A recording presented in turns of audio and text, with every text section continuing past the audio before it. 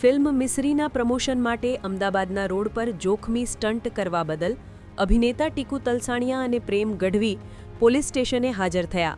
મહત્વનું છે કે ગુજરાતી ફિલ્મ મિસરીનું પ્રમોશન કરવા સાયન્સ સિટી રોડ પર અભિનેત્રી માનસી પારેખથી લઈને ટીકુ તલસાણિયા, પ્રેમ ગઢવી અને અન્ય કલાકારોએ બાઇક પર સ્ટન્ટબાજી કરી પોતાની સાથે અન્યના જીવ પણ જોખમમાં મૂક્યા હતા.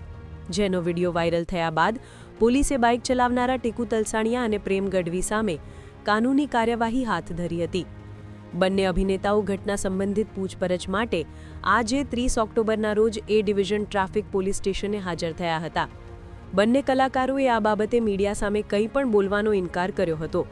પોલીસે ફિલ્મની પ્રોડક્શન ટીમ અને ઇવેન્ટના આયોજકો પાસેથી વિગતો માંગી છે કે સ્ટન્ટને કોણે મંજૂરી આપી અને ટ્રાફિક સુરક્ષા માટે કોઈ વ્યવસ્થા હતી કે નહીં.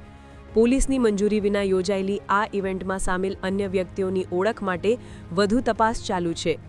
અમદાવાદ ટ્રાફિક વિભાગના વરિષ્ઠ અધિકારીઓએ જણાવ્યું કે આ પ્રમોશનલ ઇવેન્ટને અધિકારીઓ તરફથી જરૂરી પરવાનગી નહોતી મળી.